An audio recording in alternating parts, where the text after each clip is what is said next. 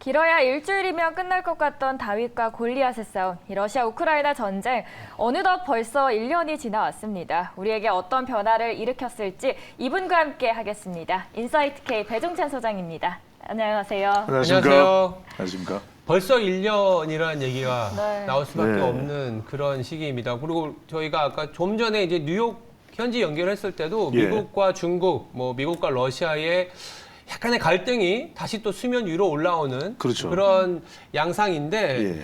러시아 우크라이나 전쟁이 1년이 지나다 보니까 세계 경제, 정치적인 지형이 빠르게 변해왔습니다. 어떤 변화가 있었는지 한번 짚어볼 필요가 있을 것 같아요. 그렇죠. 러시아 우크라이나 전쟁이 되는 것이 결과적으로는 러시아라고 하는 군사 강국이 영토 전쟁을 작심하고 벌인 것이거든요. 네. 2014년에 이제 크림 전쟁이었고 크림 반도를 또 이제 확보하기 위해서 푸틴이 나섰던 것이고 이번에는 또 러시아의 뭐 내부 문제도 있을 겁니다. 그렇죠. 하지만 결정적으로는 우크라이나는 러시아와 한 몸이다. 그것이 예전부터 이제 이야기가 돼왔던 러시아 역사에서 한 부분을 차지해왔던 부분인데 사실 더 중요한 부분은 이 러시아 우크라이나 사태가 미친 나비 효과 바로 그것이겠죠. 그러니까요. 세계 경제에 미친 영향인데 세계 경제에서 가장 크게 대두됐던 건 역시 불확실성입니다. 불확실성이고 그 불확실성의 기저에 깔려 있는 것은 결국 에너지 전쟁, 원료 전쟁으로 이어졌다. 그러니까 이제 우리 시청자분들께서 눈여겨보실 부분은 과연 이 대목에서 러시아 우크라이나 전쟁이 명분도 없는데 왜 일어났냐 이걸 그러니까요. 보시기보다는 결과적으로는 이 시점에 이 전쟁이 지속되고 있는 이유가 뭘까? 그러면 러시아 국민들이 그토록 반발한다면은 푸틴 대통령도 더 끌고 갈 수는 없거든요. 근데 그게 아니에요. 러시아 국민들은 내부에서 찬반이 엇갈리긴 하지만 여전히 열광한다. 그 이야기는 뭐냐면 러시아 내부의 지지를 받지 않고서 그게 무슨 국민들에 대한 홍보이고 일종의 이 계도 효과일지는 모르겠지만 예. 그럼에도 불구하고 전쟁이 계속 진행된다라고 하는 것은 뭐냐면 그만큼 러시아의 정치적, 안보적, 경제적 이익도 있다는 것이거든요. 그러니까 여기서 우리가 주목해야 되는 것은 결국 에너지 전쟁은 계속될 것이다. 잠시 뒤에 뭐 관련돼서 더 구체적으로 말씀드리겠습니다만 원료 전쟁도 계속될 것이다. 그러니까 우리 투자자 관점에서 주목을 해 보셔야 될 부분은 지금 직접적으로 이 액화 천연가스가 공급되는 거, 우리 실제 난방비 폭탄으로 이어졌잖아요. 그러니까요. 그러니까 러시아 우크라이나의 나비 효과가 우리에게 미치는 영향이 사실은 적지가 않은 겁니다. 많죠. 근데 여기서 우리가 주목해야 될 것이 일단은 오늘 섹터와 종목도 이야기를 안 할 수가 없어요. 네. 그럼 결국 이원이나 SK가스 같은 경우는 천문학적인 수익을 올렸더랬죠. 그러면 이제 계속 이것이 유지될 수 있느냐, 한동안 지속될 수 있느냐 이런 측면에서 본다면 러시아 우크라이나의 이 여파가 끝나지 않은 거예요. 그러면 석유화학도 좀 계속 보셔야 됩니다. 뭐 롯데케미칼이나 SK이노베이션도 있겠지만 SKC나 금호석유 또 대한유화 요새 이제 대한유화 이야기를 많이 합니다. 네. 근데 이제 여러분들이 그런 부분들을 주목해 보실 부분은 지금 약간 가두리나 우리 박스권에 있는 상황 속에서 사실 뾰족한 수는 없어요. 하지만 여러분들이 이런 이 국제 정세 속에서 함께 우리가 이 경제 트렌드와 이 주식 트렌드를 어떻게 읽어야 될지 이 부분을 연결하는 것이 너무나도 중요할 수밖에 없다. 이 러시아와 우크라이나 사태가 1년이나 돼서 그렇지만 이제는 우리가 어느 순간 2년째 하고 있어? 이럴 수도 있다라는 거예요. 네. 전쟁이 끝날 수도 있지만 하지만 지금의 흘러가는 흐름으로는 지속되고 있고 내년에 그 사이에도 제가 계속 방송에 우리 매일경제 나오겠습니다만 네. 내년 2년 시점에 2024년 2월 24일 나와서 2년이 됐네요. 이럴 수도 있다라는 거예요. 굉장히 더 장기화가 될 수 있다. 그렇죠. 그 관점에서 우리 투자자들은 바라봐야 된다는 것이죠. 네. 네. 2년 막막하네요. 네. 며칠 전에 또 바이든이 폴란드에 방문을 할 예정이었습니다. 그런데 갑자기 휙 돌리면서 우크라이나에 착륙을 했죠. 이거는 거의 뭐 서울을 방문한다고 했다가 북한 쪽에 있는 파주 공군기지에 도달한 상황이다. 네. 소위 네. 북한 쪽에서는 돌았나라고 생각할 수 있겠다라고 많이들 하더라고요. 그런데 예. 생각보다 푸틴은 좀 잠잠했습니다. 예. 이 바이든의 속내가 뭔가요? 이야기를 좀 드려야 될 것 같아요. 이제 결론적으로는 뭐냐면은 예. 물러서지 않겠다. 물러서지 않겠다. 그러면 이건 뭐냐면 지속된다는 이야기겠죠. 이제 2024년 이야기를 꺼냈는데 에이 설마 라고 이제 우리 또 시청자분들은 생각하실 수 있는데 그 지속 가능성을 암시해 주는 게 바이든의 방문이에요. 나 물러나지 않아. 근데 재밌는 이야기 하나 드릴게요. 이건 뭐 저만 분석할 수 있는 분석일 수도 있는데 2024년 뭐가 있죠? 대통령 선거. 그렇죠. 역시 예. 역시 미국의 대통령 선거가 있으니까 그렇죠. 끌고 가야죠. 그렇죠. 네. 그러니까 그 전에 이걸 미국이 물러서 버린다. 에이 바이든 겁쟁이네. 뭐 진짜 이게 우리 뭐 민경훈의 노래도 아니고 겁쟁이야. 뭐 이렇게 된단 말이에요. 그러면 안 되는 거죠. 네. 그러면 이 전쟁은 지속될 수밖에 없는 또 하나 뭐냐면 유럽의 영향력을 유지하기 위해서 이게 필요한 거예요. 맞아요. 그러니까 이제 이른바 나토라고 하는 것은 최근에 이제 나토 가입한 국가가 뭐 폴란드나 이런 국가들이에요. 근데 예. 우크라이나가 계속 하고 싶은 이야기면 아이 우리도 가입할게 지금 가입이 안 되고 있어요. 하지만 우크라이나를 내칠 수는 없단 말이에요. 심지어는 우크라이나가 그런 이야기를 이후에라도 좀 가입하게 해줘. 아시잖아요. 그죠? 예. 긴급이라도 가입해줘. 이게 왜 중요하냐면 트럼프 대통령이 나토 회원비 안 낸다고 파토 내자. 끝내자. 나토 그랬었죠. 북대서양 조약 결국 더 이상 하지. 미국의 입지가 유럽에서 약해져 가고 있던 상황에서 이 러시아 우크라이나 전쟁이 터진 겁니다. 이 상황에서 바이든 대통령은 내년 대선도 있지만 지금 어떤 이야기 나오냐면 내년에 그럼 바이든이 재선 도전 안 할 거다. 사람이 몰라요. 그리고 권좌에 앉아 있는 대통령이 자기 스스로 난 안 나가겠다고 이야기한다. 그 어려운 이야기예요. 어렵죠. 근데 또 하나 중요한 게 뭐냐면 러시아는 여러분들 역사적으로 보면 제가 정말 이 꿀 역사 팁을 드리는 건데 러시아는 항상 남하하고 싶어 했어요. 왜? 시베리아 살고 있으니까 모스크바도 그렇고 레닌그라드도 그렇고 여하튼 생페테르부르크도 그렇고 추워. 예. 내려갈래. 맞아요. 나 내려갈래 하면서 내려간 게 크림반도예요. 네. 그런 이유가 있는 거예요. 네. 그런데 그래도 러시아보다 밑에 있는 우크라이나가 얼마나 러시아로서는 푸틴으로서는 탐나겠어요. 그러니까 적어도 돈바스라도 우크라이나 반쪽이라도 우리가 먹기 전에는 안 내려가 이렇게 안 빠져 이렇게 되는 겁니다. 근데 여기서 우리가 투자자 관점에서 뭘 주목해야 되겠어요? 러시아 우크라이나 계속 지속된다. 네. 방산입니다. 맞습니다. 왜냐하면 이런 상황이 되면 폴란드가 지금 수조 원의 무기를 우크라이나에 지원해 줬단 말이에요. 네. 그 빈 무기, 체코도 마찬가지고 이제는 어떤 상황이 되냐면 러시아가 이렇게 이제 우크라이나를 때리는 상황, 치는 상황이 되면 스웨덴은 안전한가요? 핀란드는 안전한가요? 노르웨이는 안전한가요? 노르웨이는 우리 K9 자주 이런 게 있어? 네. 괜찮은데? 값도 독일제보다 싼데? 미제보다 싼데? 이렇게 되는 겁니다. 그러면 우리 방산 쪽에 지금 상황에서 투자자의 관점은 주목을 하셔야 된다는 거예요. 왜냐하면 이 러시아와 우크라이나 그리고 또 러시아와 이제는 뭐 어떻게 되냐면 이제 중국이 되는 겁니다. 중국이 얼마 전에 왕이 정치국원이 방문을 했죠. 네. 예. 왕은 아닙니다. 이 왕의 특징은 여러분들 오늘 너무 많은 거 제가 전달드리네.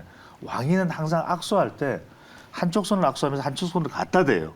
이게 이제 우리나라에서는 무례라고 지적이 됐던 부분이에요. 문재인 전 대통령이 할 때. 근데 이번 얼마 전에 푸틴하고 악수를 하는데 시진핑 주석이 아니잖아요. 또 이 손을 하나 더 갖다 댔어요. 그런데 러시아에서 무례하다는 말이 안 나요. 오히려 포옹을 했어요. 그 이야기는 뭐냐? 푸틴, 중국 다 안아줄게. 나 좀 도와줘. 이렇게 되는 거예요. 그러니까 러시아와 중국이 이제는 그냥 찰떡궁합이 돼버리면 미국은 어떻게든 나토하고 우크라이나하고 갈 수밖에 없는 상황. 그래서 아까 그 이야기 하셨잖아요. 북한의 네. 사례를 딱 들면서 그래서 바이든 대통령이 우크라이나까지도 바로 들어가 버리는 겁니다. 그렇죠. 그런데 러시아는 지금 이 푸틴 대통령 더 이야기를 확대할 수 없는 게 미국이 사실상 코 밑에 와 있는데 지금 미국과 전면전을 할 수 있냐 그 상황은 아니에요. 그래서 일각에서는 뭐 3차 대전 운운하는데 그걸로는 그렇게 할 수는 없어. 가능성, 네. 3차 대전은 사실 세계 패망이에요. 그렇죠. 저지먼트 데이가 되는 거죠. 그래서 그렇지는 않은데 여러분들이 그래서 좀 방사를 좀 보시라. 그래서 이거 뭐 너무 뭐 많이들 들어오셨던 이야기지만 뭐 한국 항공우주나 예. 하나 에어로스페이스나 하나 시스템을 좀 보셔야 돼요. 왜? 이제는 방산과 관련된 시스템 쪽 우리가 자꾸 하드웨어만 생각하는데 소프트웨어가 중요하고 오늘 뭐 LIG 넥스원이나 뭐 현대 롯데면 다 아는 거니까 네. 제가 무슨 말씀드리죠? 그동안 우리가 이 방산 관련해서 잘 안 본 게 1차 밴드 기업이 중요해요. 예. 아니 이 방산기 주요 핵심 방산 기업들의 누가 핵심 부품을 대나 여러분들 그걸 보셔야 돼요. 그래서 우리 매일경제를 놓치면 안 되시는 게 이 방산의 1차 밴드가 되는 기업이 누구냐 잘 공개 안 돼 있거든요. 예. 여기를 여러분들이 집중적으로 한번 공략을 해보시는 게 상당히 투자에는 참고가 될 수 있겠습니다. 예. 가격적인 매력이 더 있는 K방산 쪽에 한번 주목을 해보시면 좋을 것 같습니다. 예. 그리고 러시아랑 중국이 더욱더 두터워지는 가운데서 미국과 중국은 조금씩 더 멀어지고 있는 느낌입니다. 그렇죠. 이번에 정찰풍선 갈등도 있었고 이런 종합적인 상황을 저희는 어떻게 좀 받아들이면 좋을까요? 여기서 중요한 게요. 앞으로 미국과 중국은 더 마찰이 있을 수밖에 없다. 네. 그게 이런 뉴스를 접하실 때 여러분들이 두 가지를 떠올리셔야 될 것이 IRA법입니다. 예. IRA법은 더 중국을 배제하는 쪽으로 갈 거예요. 그다음에 우리가 꼭 여러분들 기억해 두셔야 될 게 신북미 자유무역협정이에요. 이 북미 자유무역협정 여러분들 나프타 들어보셨죠? 네. 예. 이 나프타의 이제 후속이 되는 겁니다. 1992년 미국 대통령 자리에 오르면서 대선에서 당선되면서 바보야 문제는 경제야 했던 사람이 누굽니까? 클린턴이에요. 네. 클린턴이 93년에 취임하자마자 북미 자유무역협정을 하려고 했는데 미국 여론이 반대가 많았어요. 맞았어요. 그런데 1년을 설득합니다. 그냥 안 가요. 1년을 설득을 합니다. 그냥 강행하지 않아요. 설득하고 1994년에 미국 여론에서 찬성 여론이 높아지면서 나프타가 통과돼요. 맞아요. 근데 지금 이 북미 자유무역협정은 미국 국민들이 지금 중국에 대한 혐오감이 높아질 대로 높아진 상태예요. 그러니까 그 이야기는 여러분들이 이런 상황일 때 주목하셔야 될 게 IRA법 두 가지 떠올립니다. 하나는 반도체예요. 예. 자, 하웨이나 뭔가 중국과 관련된 건 타격을 입을 수밖에 없구나.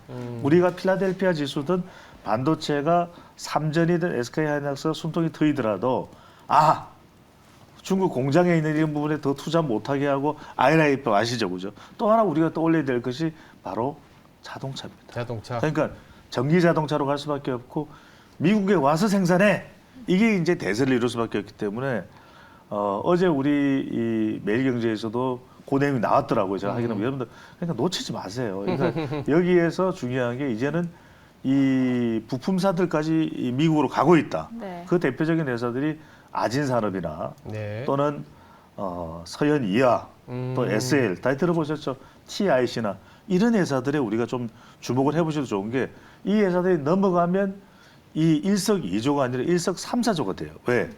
현대기아차 현지 공장에도 공급하겠지만 아니 전동화 부품 그러니까 전기자동차 관련 부품은 아니 포드에도 공급할 수 있죠. 테슬라, GM 다 공급이 가능해져요. 예. 그래서 그런 걸 여러분들이 눈여겨보실 필요가 있을 겁니다. 알겠습니다. 사실 그 90년대 중반에 나프타가 이제 보다 현실화될 수 있었던 건 그때 당시엔 또 북한이 NPT 탈퇴하면서 그렇죠. 막 네. 지정학적 리스크를 더 이렇게 불살랐던 때예요. 그래서 맞습니다. 이제 지정학적 리스크는 또 진영을 나누는 또 그렇죠. 뭐 어떻게 보면 네. 협력 관계로 만들기 때문에 예. 지금도 마찬가지로 이제 나토 진영이 와해될 수 있었던 부분이 조금 더 똘똘 뭉치게 되고 있는데 이로 인해서 또 나타나는 게 뭐냐면 전쟁이 장기화되는 거는 맞다. 왜냐하면 러시아도 얼지 않은 항구를 갖고 가기 위해서는 우크라이나 그 동포가 그렇죠. 아닌 땅을 차지해야 돼요. 얼지 않은 항구요. 얼지 네, 않은 네. 항구가 필요하거든요. 예. 근데 이런 와중에 장기전이 되더라도 또 한편으로는 또 건설하는 또 우크라이나 재건과 관련된 얘기는 또 나오고 있어요. 그러니까 전쟁이 장기화된다라는 거는 수면 아니라 우리나라도 휴전인 상태거든 지금. 그렇죠. 어떻게 보면 정쟁인 상태예요. 네. 그렇지만 재건이 되고 있었지 않습니까? 그래서 전 세계 탑 10 안에 들어온 경제가 됐는데 우크라이나도 이런 재건에 조금 더 한 발 앞설 수밖에 없는데 이게 우리나라한테 또 아까 방산 자동차 얘기도 그렇죠. 해주셨지만 재건하고도 또 관련이 있지 않을까라는 생각에서 한번 물어봅니다. 이래서 사람들이 매경하네요. 매경 TV 그러고 무슨 말씀이냐면 올해는 옷이다. 옷? 오버시즈 컨스트럭션이다. 해외 건설이다. 딱 말씀하신 그대로예요. 네, 해외 건설. 그런데 우크라이나 말고 한 군데가 더 있어요. 어디예요? 우크라이나 말고? 튀르키예. 아. 그렇죠. 자, 여기에 우리 기업들이 각광을 받을 수밖에 없다. 지금 젤렌스키도 한국으로 이런단 말이에요. 튀르키예는 어느 정도냐면 터키죠. 튀르키예는 한국으로 이런단 말이에요. 이걸 잘 보셔야 돼요. 그래서 지금 여러분들이 지금 우크라이나가 800만 명이 이재민이고 예. 튀르키예는 더하죠. 이 동남부의 진도 7.8의 아나톨리아 대지진. 네. 이건 앞으로도 발생하면 안 되고 맞아요. 우리도 지진 사태에 대한 대비를 잘 해야 되는 것이고 그렇다면 결과적으로 지금 뭐 수백조가 될지도 모르는데 이야기가 나와요. 네. 그 지역에 지금 에르도안 이 대통령의 장기 집권도 끝나지 않겠냐 뭐 이런 이야기가 나오기 때문에 네. 이 부분에 대해서 적극적으로 재건할 수밖에 없거든요. 그러면 결과적으로는 올해는 해외 건설이다. 국내 부동산 경기는 침체돼 있고 부진해요. 그런데 사람들이 항상 건설 경기 언제 좋아지냐? 당분간 좋아지기 쉽지 않아요. 해외 그러니까 건설. 해외 건설에서 역량을 발휘할 수 있는 기업들이 어디냐? 그리고 이제 건설만 생각하면 되고 해외 건설이 있으면 뭘 또 생각해야 됩니까? 장비입니다. 맞아요. 그래서 여러분들이 주목해야 될 것이 어떤 기업들이냐면 현대, 두산 인프라코 장비죠. 이번에도 실제 기부를 했어요. 장비를 여러 대를 맞아요. 이렇게 기부를 했고 현대건설이나 대우건설 또 DL도 있습니다. 대림이었죠. 집 잘 짓기로 또 이제 정편에 제가 주목하는 기업은 어디냐면 하나입니다. 한화. 왜? 하나가 이 어려운 지역에서 주택을 건설해 본 경험이 있죠. 어디입니까? 이라크입니다. 그래서 난리 났어요. 그 스마트 그리드 시스템도 다 장착하고 그러니까 이라크 주민들이 살아보고 야 이게 이른바 K 콘텐츠라는 것이 K 하우징 콘텐츠가 이제 세계로 전파가 돼요. 그래서 저는 특별히 좀 물론 최종적인 판단은 여러분들 개인이 하셔야 되는데 저는 하나 쪽에 여러분들 그 외에 삼성 엔지니어링이나 삼성 물산 전통적으로 이쪽도 좀 보실 필요가 있을 테고 결과적으로는 또 우리 앵커께서 너무 잘 짚어주신데 중요한 것이 이 복구하는 것 중에는 뭐가 있냐? 주택도 있지만 결국 원전도 있습니다. 원전. 저는 이 이야기를 안 드릴 수가 없는 게 왜냐하면 이 폴란드나 체코 같은 국가들은 이제 원전의 구미를 당기하는 이유가 결국 러시아 우크라이나 사태로 에너지 위기의 이 정말 뼈저린 맛을 봤거든요. 네. 이건 안 돼. 그러면 SMR 쪽이나 이 안전을 좀 담보할 수 있는 그런 쪽은 할 수밖에 없다. 그래서 우리가 이 원전과 관련해서 우크라이나도 마찬가지고요. 그다음에 체코 폴란드도 에너지 위기 때문에 뭐 두산 에너빌리티나 한전 기술, 한전 KBS 좀 제가 주목했으면 하는 기업들이 이런 기업들이에요. BHI나 우진, 보성 파워텍, S&T 에너지나 대충 솔루션. 그러니까 이제 좀 더 협력해서 갈 수 있는 이 패키지까지 좀 같이 보시는 것도 하나의 도움이 될 것으로 보입니다. 예. 그리고 에너지 이야기를 해주셔서 이제 에너지 쪽의 경제 지형의 변화를 좀 이야기하고 싶은데요. 국제에너지기구에서 이런 말을 했더라고요. 올해 유난히 유럽이 좀 따뜻했던 덕에 에너지 위기를 좀 가까스로 면면을 그렇죠. 했지만 네. 러시아가 벌이는 이 에너지 전쟁이 아직 끝나지 않았다라고 경고장을 내놨어요. 이 경제 지형의 변형과 에너지 쪽으로는 우리가 어떻게 좀 바라봐야 될까요? 그러니까 아까 제가 말씀드렸죠. 이제는 에너지 전쟁이다. 예. 그럼 에너지 전쟁이라는 말은 전쟁은 항상 여러분들이 안보를 연결시키면 돼요. 안보. 시큐리티 예. 항상. 그다음에 원료 전쟁이라는 말씀 드렸잖아요. 그죠? 네. 곡물 전쟁이라는 말씀 드렸죠. 그 이야기는 뭐예요? 식량 안보예요. 식량까지. 아니 못 먹으면은 이제 큰일 나는 상황이 돼 버리는 거죠. 그런 상황이기 때문에 훨씬 더 이 부분이 이제는 중요해질 수밖에 없다. 간과될 수가 없다. 근데 이 두 가지의 어려움을 다 가지고 있는 나라가 어느 나라예요? 어느 나라예요? 식량과 에너지. 대한민국이죠. 대한민국. 그래서 아니 우리가 에너지 의존도 너무 높을 수밖에 없죠, 그렇죠? 네. 그렇잖아요. 우리 뭐 기름 한 방울도 안 나니까. 네. 그다음에 또 우리 곡물도 사실은 작업하는 게 거의 없어요. 그러니까 이 어려움을 겪고 있는 우리 그래서 이제 팜유 가격이 오르니까 아니 음식 가격이 확 올라버리잖아요. 많이 지금 다 올랐죠. 올랐어요. 네. 지금 소주도 올랐어요. 그렇죠. 아니, 생산 원가는 100원 올랐다는데 왜 소비자 가격을 1,000원 올려요? 왜 그래? 화가 나는데 좀 아침부터 뭐 소주 이야기를 할 수는 없는 거고요. 예. 그래서 여러분들이 주목해야 되는 건 뭐냐면 패러다임의 전환. 패러다임 이제 전환. 올 게 왔어요. 그러니까 뭐냐면 이제 탄소 중립이나 예.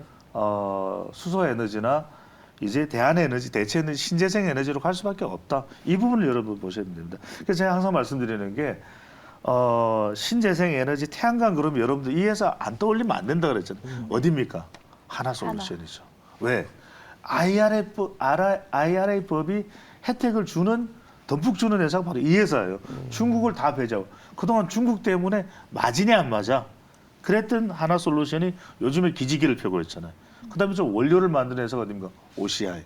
여기에도 주목을 하실 필요가 있을 것 같고 예. 그다음에 제가 이제 수소 경제 말씀드렸는데 수소 경제하면 여러분들 이 네 글자 떠올리면 됩니다. 뭐 여러분들 이거 참고를 하는 거니까 제가 뭐 특정 기업에 대해서 굳이 네. 강조할 필요인데 효성만극, 네.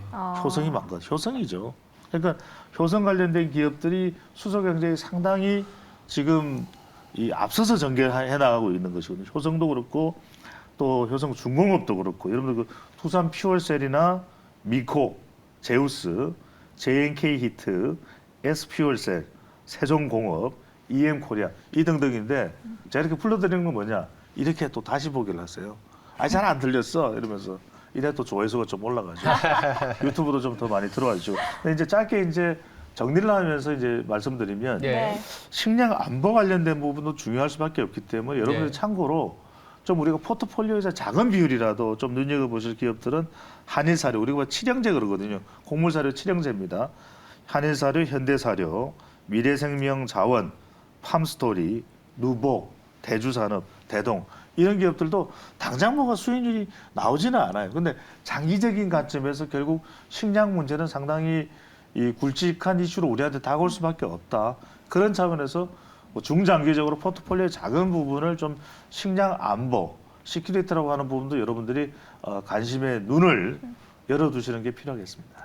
오늘 정말 많은 이야기 해주셨어요. 뭐 에너지부터 화학이랑 네. 사료 쪽까지 다 해주셨는데 네. 마지막으로 어떤 섹터가 가장 유명하다고 보시나요? 그렇다면 소장님께서는. 그래서 저는 뭐 다 좋아가지고 저는 제가 생각할 네. 때 네.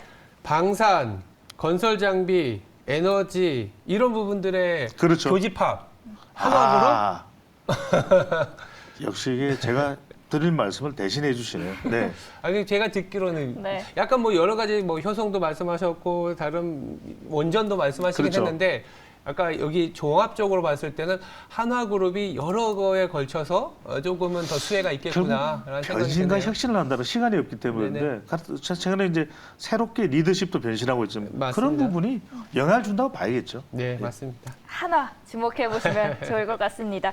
저는 매번 소장님 나오실 때 확인하는 게 있습니다. 네. 바로 소장님의 머리가 어느 정도 올라갔을지. 그래서 우리 장이 얼마나 상승할지 네. 오늘 꽤 올라온 것 같습니다. 좀 상승한다고 봐야 되겠죠. 네, 네, 저도 오늘 양봉 룩입니다. 오늘 장 상승장 기대를 해보도록 하겠습니다. 지금까지 인사이트 K 배종찬 소장이었습니다. 오늘 말씀 잘 들었습니다.